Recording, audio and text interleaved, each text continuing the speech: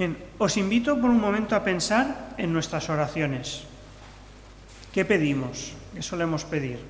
Me gustaría que me digáis. No pasa nada. Por nosotros siempre. Somos pedigüeños. Bueno, la oración de hoy también es pedigüeña. Jesús en esta oración también pide, no hace más que pedir, prácticamente. Pero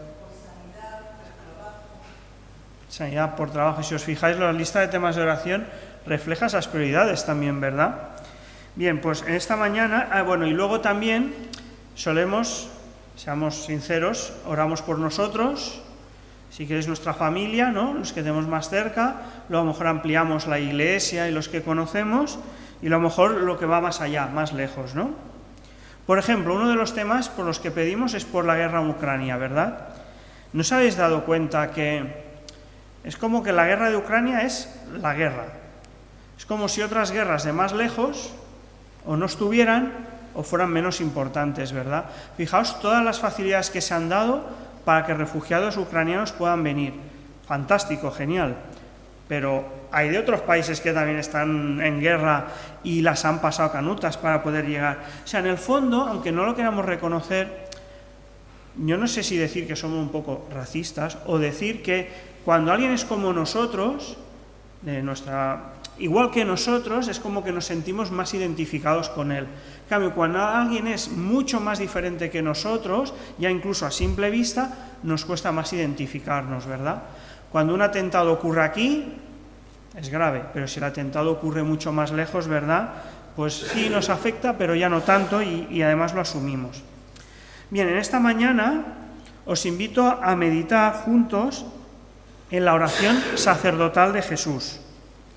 Se trata de una oración que Jesús pronunció al final de la última cena y antes de ir al huerto de Getsemaní. Desde el capítulo 13, habéis mencionado algunas cosas, desde el capítulo 13 hasta el capítulo 16 de Juan, Jesús ha compartido con sus discípulos las últimas enseñanzas antes de ser arrestado y ser conducido a la cruz. Se trata de un momento crítico en el ministerio de Jesús y también en las vidas de sus discípulos. Y por ello, Jesús está preocupado por ellos y por eso los prepara, los enseña, los forma y los consuela, les da confianza, pero también al final de toda esa enseñanza levanta su mirada al cielo y dice que oró al Padre. Entonces os invito a que abréis vuestras Biblias en el Evangelio de Juan, capítulo 17, lo voy a leer entero. Evangelio de Juan, capítulo 17. Dice: después de que Jesús dijera esto, dirigió la mirada al cielo y oró así: Padre, ha llegado la hora. Glorifica a tu Hijo para que tu Hijo te glorifique a ti, ya que le has conferido autoridad sobre todo mortal para que Él les conceda vida eterna a todo lo que les has dado. Y esta es la vida eterna, que te conozcan a ti, al único Dios verdadero, y a Jesucristo, a quien tú has enviado. Y yo te he glorificado en la tierra, y he llevado a cabo la obra que me encomendaste. Y ahora, Padre, glorifícame en tu presencia con la gloria que tuve contigo antes de que el mundo existiera. A los que me diste del mundo les he revelado quién eres. Eran tuyos, tú me los diste, y ellos han obedecido tu palabra. Ahora saben que todo lo que me has dado viene de ti, porque les he entregado las palabras que me diste, y ellos las aceptaron. Saben con certeza que salí de ti, y han creído que tú me enviaste. Ruego por ellos, no ruego por el mundo, sino por los que me has dado, porque son tuyos. Todo lo que yo tengo es tuyo, y todo lo que tú tienes es mío, y por medio de ellos he sido glorificado. Ya no voy a estar más tiempo en el mundo, pero ellos están todavía en el mundo y yo vuelvo a ti. Padre Santo, protégelos con el poder de tu nombre, el nombre que me diste, para que sean uno, lo mismo que nosotros. Mientras estaba con ellos, los protegía y los preservaba mediante el nombre que me diste, y ninguno se perdió, sino aquel que nació para perderse, a fin de que se cumpliera la Escritura. Ahora vuelvo a ti, Pero digo estas cosas mientras todavía estoy en el mundo, para que tengan mi alegría en plenitud. Yo les he entregado tu palabra, y el mundo los he odiado, porque no son del mundo, porque tampoco yo soy del mundo. No te pido que les quitas del mundo, sino que los protejas del maligno. Ellos no son del mundo, como tampoco lo soy yo. Santifícalos en la verdad, tu palabra es la verdad. Como tú me enviaste al mundo, yo los envío también al mundo. Y por ellos me santifico a mí mismo, para que también ellos sean santificados en la verdad. No ruego solo por estos, ruego también por los que han de creer en mí por el mensaje de ellos, para que todos sean uno. Padre, así como tú estás en mí y yo en ti, permite que ellos también estén en nosotros, para que el mundo crea que tú me has enviado. Yo les he dado la gloria que me diste, para que sean uno, así como nosotros somos uno. Yo en ellos y tú en mí. Permite que alcancen la perfección en la unidad, y así el mundo reconozca que tú me enviaste y que los has amado a ellos tal como me has amado a mí. Padre, quiero que los que me has dado estén conmigo donde yo estoy, que vean la gloria que me has dado porque me amaste desde antes de la creación del mundo. Padre justo, aunque el mundo no te conoce, yo sí te conozco, y estos reconocen que tú me enviaste. Yo les he dado a conocer quién eres, y seguiré haciéndolo, para que el amor con que me has amado esté en ellos y yo mismo esté en ellos. Amén. Lo primero que nos dice este texto es que Jesús, después de que había enseñado todo lo que les había compartido en los capítulos del 13 al 16, dirigió la mirada al cielo y oró así: Padre, ha llegado la hora. A lo largo del Evangelio de Juan, en diversas ocasiones aparece la expresión todavía no había llegado su hora. En cambio, a partir del capítulo 13, Juan nos dice que Jesús sabía que le había llegado la hora de abandonar este mundo para volver al Padre.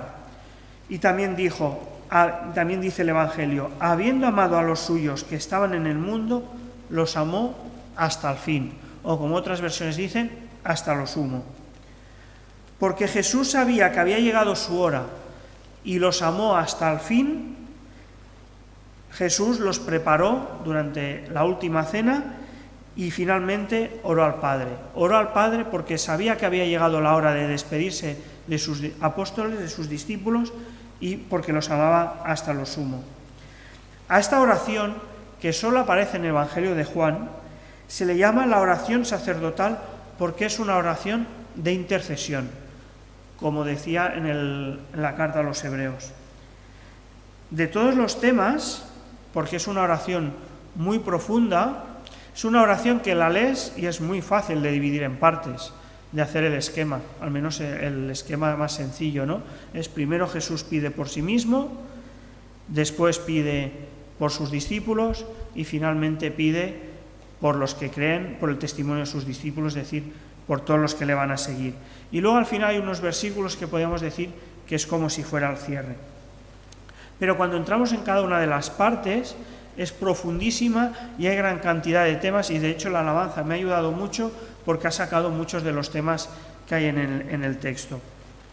Pero yo os propongo ver esta oración como un tema principal, que sería el tema de la gloria de Dios. Y os propongo ver toda la oración como la gloria de Dios como tema central de este texto. Es un tema que es como si fuera un río que surge desde el principio hasta el final, en unas partes más grueso al principio, cuando pide para sí, luego aparece más delgado, pero luego veis que todos los temas son como afluentes que se van uniendo a este río principal, que sería el de la gloria del Hijo y el de la gloria del Padre, es decir, la gloria de Dios.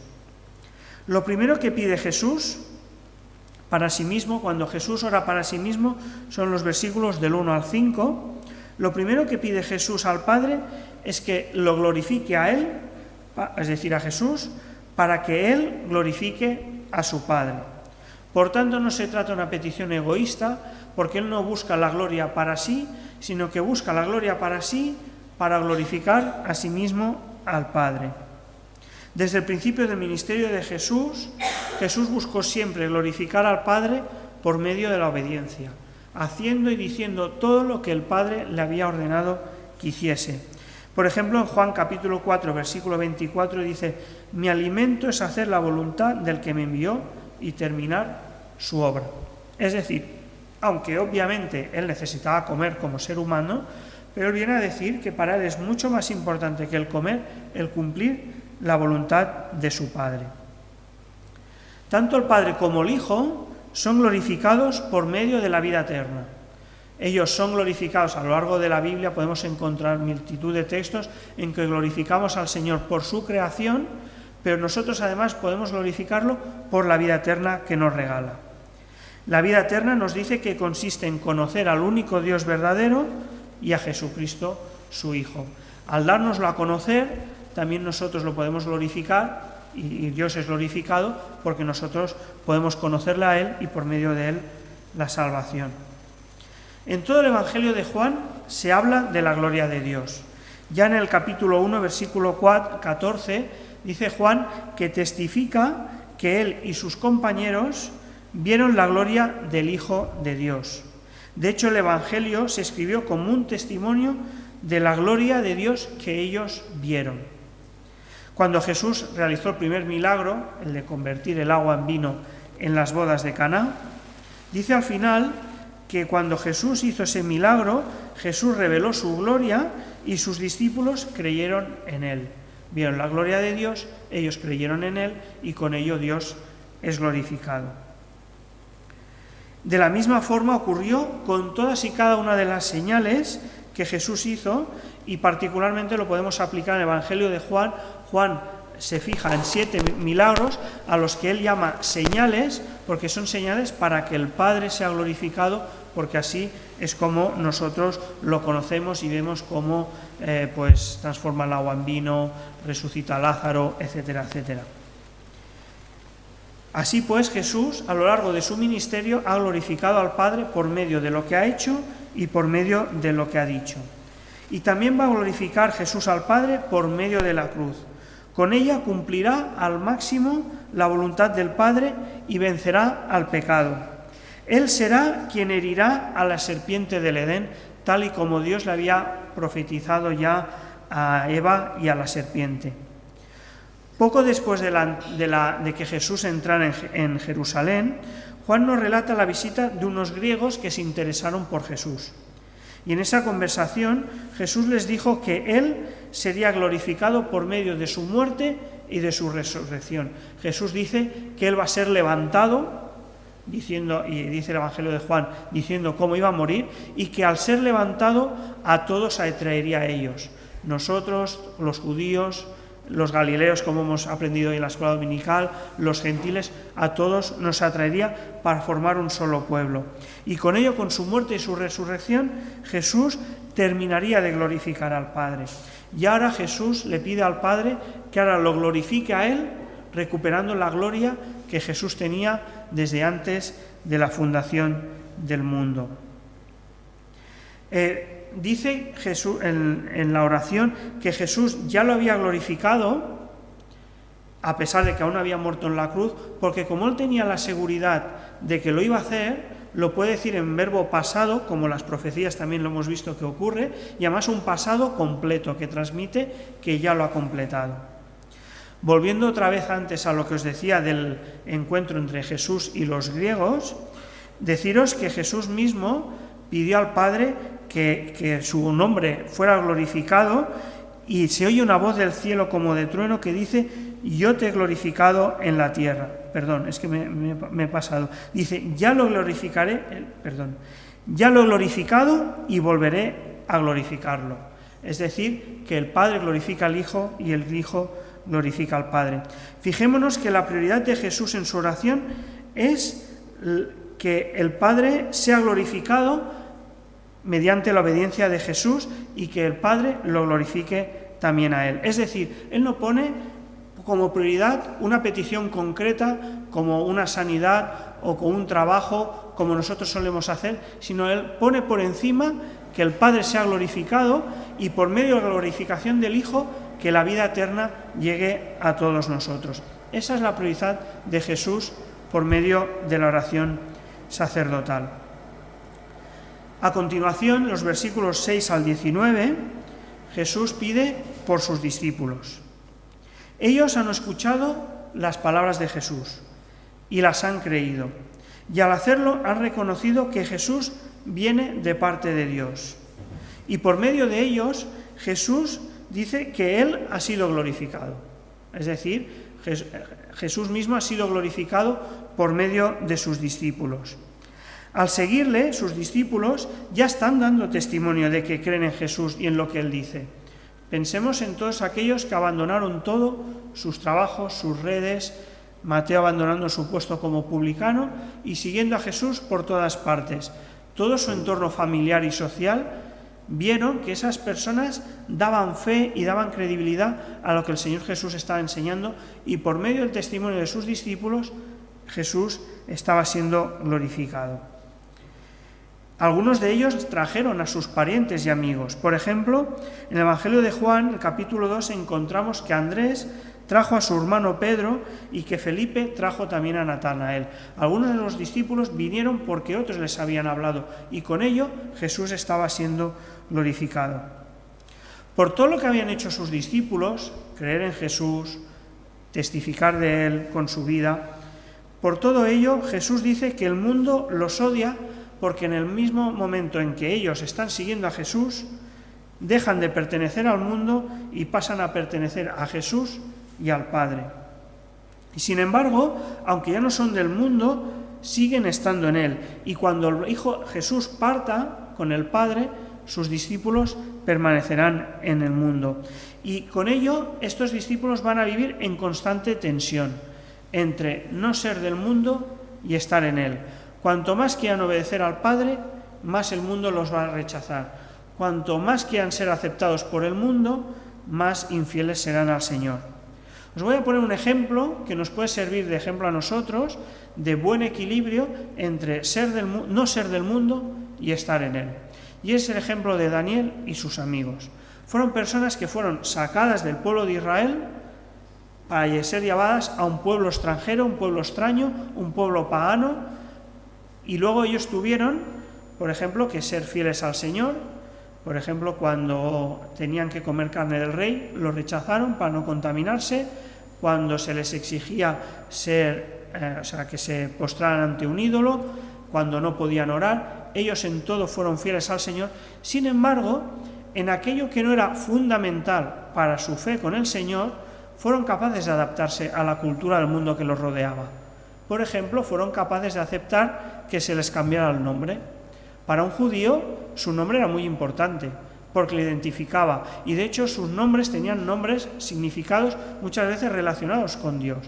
Y en cambio, el pueblo que los acoge les cambia por completo el nombre y con ello la identidad. Pero ellos no protestan contra ello. Es decir, supieron en aquello que no contravenía a su fe de forma fundamental, se adaptaban a su cultura, y en cambio en aquello que sí que era fundamental, eran capaces de ser fieles al Señor. Por ello, como va a ser difícil no estar en el mundo, pero no ser de Él, el Señor Jesús pide por ellos. Y lo primero que pide Jesús al Padre en relación a sus discípulos es que los proteja del mundo. No pide que los quite del mundo, sino que los proteja del maligno. El tipo de protección que pide Jesús, en parte es una protección física. Por ejemplo, cuando los soldados van a apresar a Jesús, Jesús se pone delante y les dice: ¿me buscáis a mí? Yo soy, a estos dejadlos. Jesús no se comportó como estos líderes falsos que cuando van a por ellos se apartan y sus seguidores son los primeros que reciben la bofetada. Jesús es el primero que da la cara por ellos. A lo largo del libro de Hechos vemos una serie de episodios en que distintos apóstoles como Pablo o Pedro fueron liberados y se salvaron de la cárcel o fueron protegidos porque la voluntad del Señor estaba con ellos. Sin embargo, no podemos olvidar que, por desgracia, otras veces ocurrió lo contrario. Esteban fue muerto al principio de su ministerio y Herodes Agripa apresó a Pedro y a otro de los apóstoles, y este apóstol Jacobo sí que fue ejecutado, mientras que Pedro fue liberado. Esto nos muestra que nuestras vidas están escondidas en Cristo y Él nos protege. Y como Él dice, nuestros cabellos están contados y no caen sin su consentimiento. Pero a veces puede estar en su voluntad el que nosotros o ellos glorifiquemos al Señor por medio de nuestro sufrimiento físico. Aunque a veces no lo comprendamos, esta puede ser la voluntad de Dios. Pero para Jesús hay una protección mucho más importante que la protección física, que es la protección espiritual. Fijaos cómo la describe Jesús. Dice: mientras estaba con ellos, los protegía y los preservaba mediante el nombre que me diste. Y ninguno se perdió, sino aquel que nació para perderse, a fin de que se cumpliera la Escritura. Judas se perdió porque no comprendió el mensaje de Jesús. El mensaje de Jesús no llegó a su corazón, no arraigó en su corazón, y como su corazón no estaba en Cristo, dice en Juan capítulo 13, versículo 2, que el diablo había incitado a Judas Iscariote y por ello Judas traicionó al Señor. Así que la protección que pide Jesús para sus discípulos consiste en que nuestra fe no decaiga, no flaquee, y que si hay alguna caída puntual, esa caída no nos hunda. En Lucas 22, 31-32 dice: Jesús le dijo a Pedro: Simón, mira que Satanás ha pedido zarandearos, como si fuerais trigo, pero yo he orado por ti para que tu fe no falle. Es decir, Jesús había pedido por Pedro protección, que Pedro iba a caer, su fe iba a flaquear en el momento de la duda, en el momento en que Jesús iba a ir a la cruz, pero sabemos que Pedro fue restaurado por Jesús y posteriormente Pedro fue un testigo fiel del Señor Jesús, porque la oración de protección para Pedro se había cumplido. Así que si Jesús pide al Padre que nuestra fe no falle, podemos tener la seguridad que nuestro corazón está protegido en las manos de Dios. Además de ello, Jesús pide para sus discípulos que su gozo sea completado, es decir, que esa tensión que van a sufrir con el mundo no les acabe por amargar, sino al contrario, que su gozo sea completo en el Señor Jesús. Y también pide algo que el grupo de alabanza ha cantado, que sean santificados por medio de su palabra. Es decir, conforme vayan conociendo su palabra, cada vez más estén más consagrados al Señor y cada vez vivan vidas más limpias, más puras, más agradables al Señor. Posteriormente, en el versículo 20 hasta el versículo 23-24, el Señor Jesús continúa su oración diciendo: no ruego solo por estos, ruego también por los que han de creer en mí por el mensaje de ellos.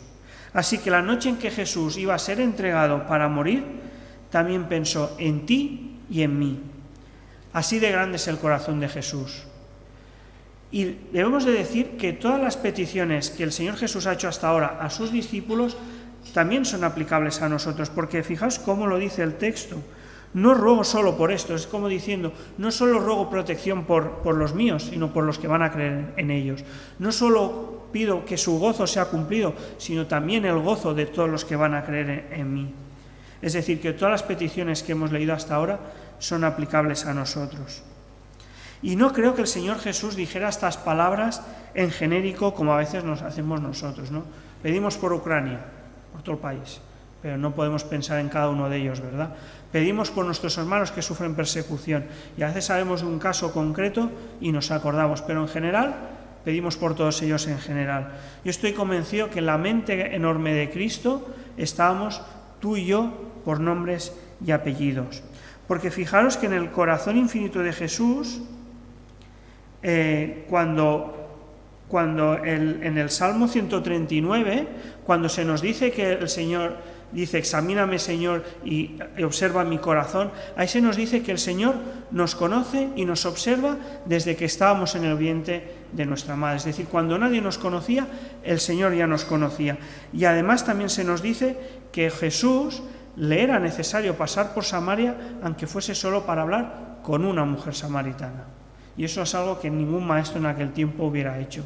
Así que en la mente infinita de Jesús estamos tú y yo por nombres y apellidos. Y en aquella oración antes de partir, estamos tú y yo incluidos.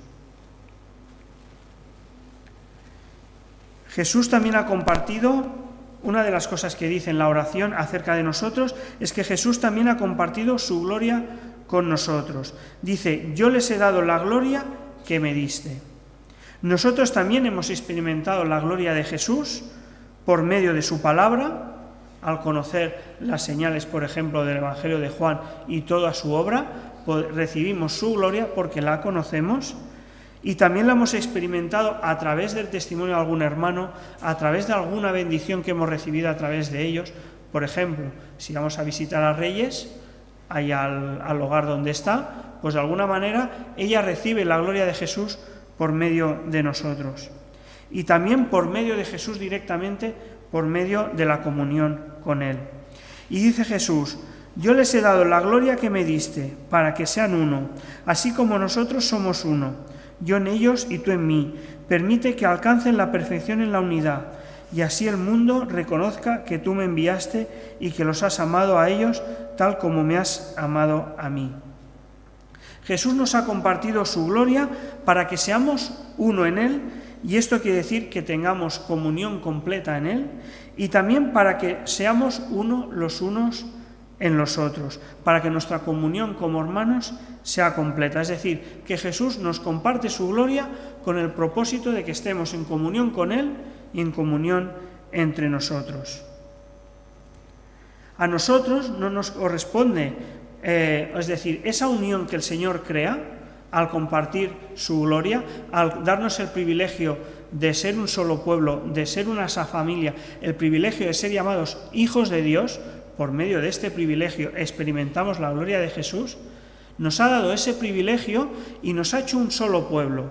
Él ha sido el que ha creado la unidad en nosotros. De hecho, en la carta a los Efesios se nos dice que Jesús ha derribado la división que había entre nosotros. Esta mañana se nos ha hablado en la escuela dominical de la división del pueblo de Israel, el reino del sur, el reino del norte, y cómo el profeta Isaías, profetizando al reino del sur, se está refiriendo a Galilea, la parte más exterior, más, digamos, contaminada, la parte que había sido antes conquistada, y ahí vemos la promesa de que serán un solo pueblo, y también implícitamente hemos visto la promesa de que nosotros también seremos añadidos a ese pueblo. Todo eso lo ha hecho el Señor, así que a nosotros solo nos queda el mantener esa unidad, el preservarla, en poner de nuestra parte para que sea así.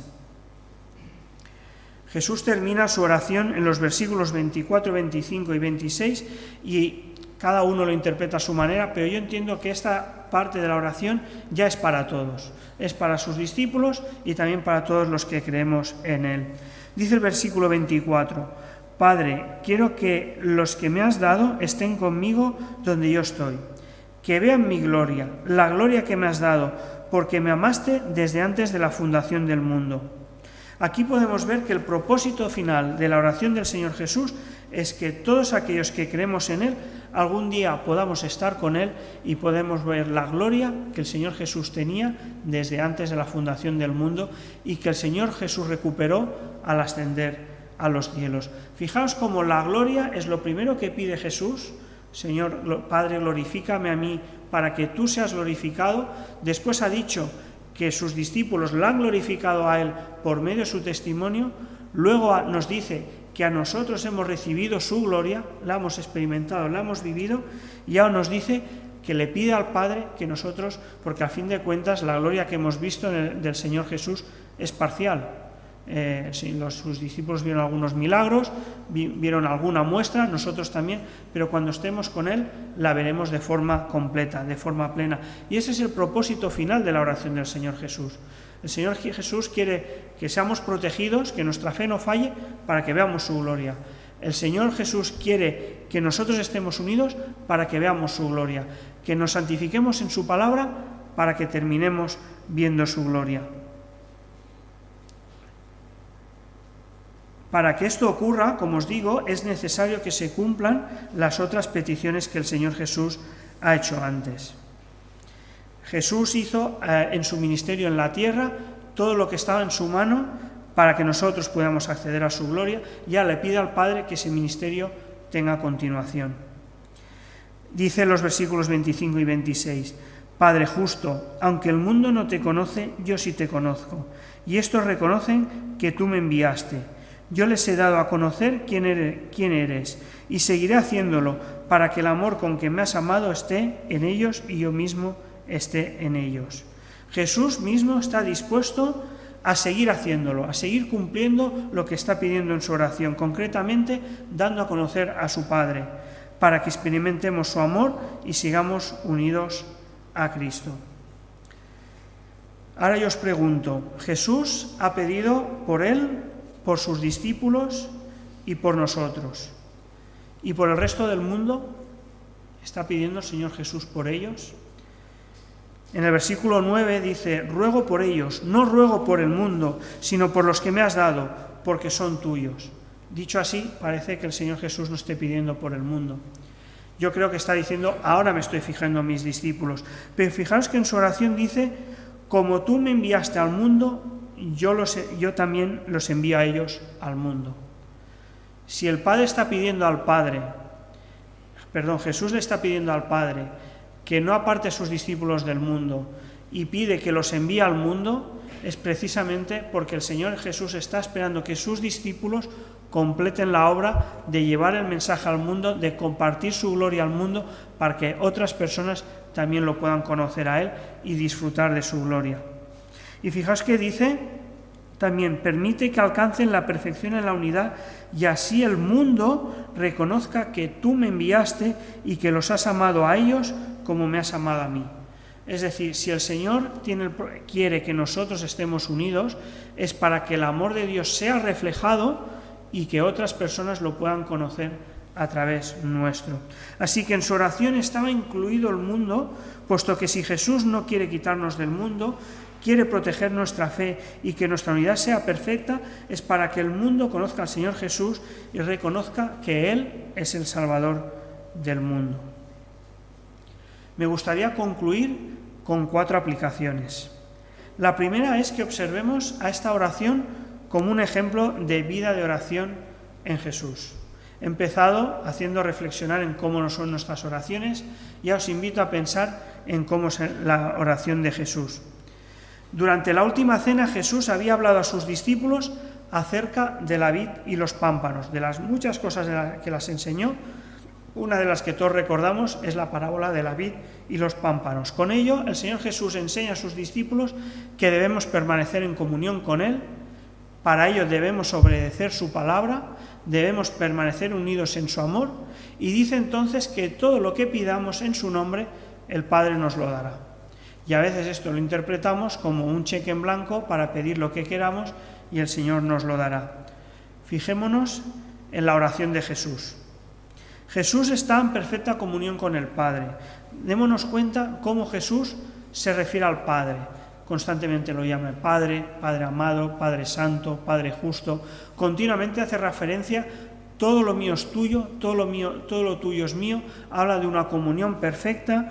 Jesús obedece al Padre de forma perfecta y Jesús pide al Padre aquello que el Padre desea que pida.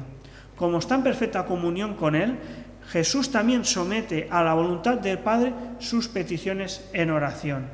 Sabemos que posteriormente en el Getsemaní pide, Padre, aparte de mí esta copa, si es posible, pero siempre somete la última voluntad al Padre. Pero hágase tu voluntad y no la mía.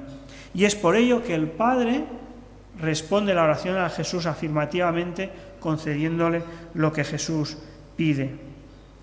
Y fijaos también que aunque el Padre sabe lo que el Hijo desea, el Hijo lo pide igualmente en oración. No nos hemos preguntado a veces, ¿por qué le voy a pedir yo las cosas al Señor Jesús si Él ya las conoce? El Señor Jesús dice en el Sermón del Monte, el Padre sabe de qué tenéis necesidad. Y aún así luego, cuando nos enseña el Padre nuestro, nos enseña que lo pidamos. Pues fijaos cómo Jesús, a pesar de todo, lo pide. Y con eso nos refleja una vida de oración, una vida de comunión. Y nosotros, si aprendemos a pedir al Padre, aprendemos a tener mayor comunión con Él y acabamos descubriendo cuál es su voluntad al ver su respuesta en oración. También en aquello que el Padre no nos da o en aquello que el Padre nos hace esperar. Aprendemos a conocerle mejor. Jesús no intercedió por nosotros únicamente en la última cena, sino que sigue haciéndolo como sumo sacerdote nuestro. Por el texto que hemos leído antes, que Jesús es nuestro sumo sacerdote, y podemos pensar que su oración delante del Padre es muy parecida a la que hemos leído. Constantemente intercede por nosotros, por nuestra protección espiritual y también por nuestra unidad. Es por ello que en la carta a los Romanos capítulo 8, versículos 35 al 39 dice: ¿quién nos apartará del amor de Cristo? ¿La tribulación o la angustia, la persecución, el hambre, la indigencia, el peligro o la violencia? Así está escrito: por tu causa siempre nos llevan a la muerte, nos tratan como ovejas para el matadero. Sin embargo, en todo esto somos más que vencedores por medio de aquel que nos amó. Pues estoy convencido que ni la muerte ni la vida, ni los ángeles ni los demonios, ni lo presente ni lo porvenir, ni los poderes ni lo alto, ni lo profundo, ni cosa alguna en toda la creación podrá apartarnos del amor que Dios nos ha manifestado en Cristo Jesús, Señor nuestro. Así que, hermanos, si el Señor Jesús oró al Padre por nuestra protección, no tenemos de qué temer. Podemos estar tranquilos y confiados de que nuestra vida y nuestra relación con Cristo están en sus manos. Y aunque a veces tengamos que sufrir, como nos dice este texto en Romanos, aun con ello somos más que vencedores. Quizás el Señor quiere que lo glorifiquemos a su Padre por medio de ese sufrimiento. Pero, una vez más, reitero, nuestras vidas están protegidas en Él. Así que no dudemos, hermanos, de su protección y de su amor por cada uno de nosotros. Al final de la oración, Jesús se compromete a seguir dando a conocer a su Padre para que su amor permanezca en nosotros, Es decir, que Él va a poner de su parte para que su oración se cumpla. Él lo sigue haciendo. Pero falta saber qué grado de compromiso hay de nuestra parte para que así sea. En Puertas Abiertas tienen un lema que dice: sé parte de la respuesta. Ellos siempre nos invitan a orar por nuestros hermanos que sufren persecución, pero luego nos animan a que seamos parte de la respuesta, para que colaboremos activamente en su ayuda. De la misma forma, nosotros nos corresponde ser parte de la respuesta en todo aquello que el Señor Jesús le pidió al Padre. Si nosotros vemos tal amor en Jesús por nosotros, ¿cómo nosotros vamos a responder a su oración? ¿Vamos a escatimarle nosotros nuestro amor a Él en respuesta a esta oración? Finalmente, después de todo esto, una última conclusión, y es que si Jesús, por medio de la cruz, la resurrección y la ascensión, vimos la gloria del Señor tal y como Él pidió, tenemos la seguridad que también nosotros veremos su gloria el día que estemos en su presencia. Y que el Señor nos ayude a tener siempre en mente la oración del Señor Jesús en nuestro corazón, a no dudar de su amor, de su protección y a responder afirmativamente a su oración. Me gustaría pedirle a Joaquín que termine la oración al culto con una oración y que también responda a la predicación que os he compartido. En nombre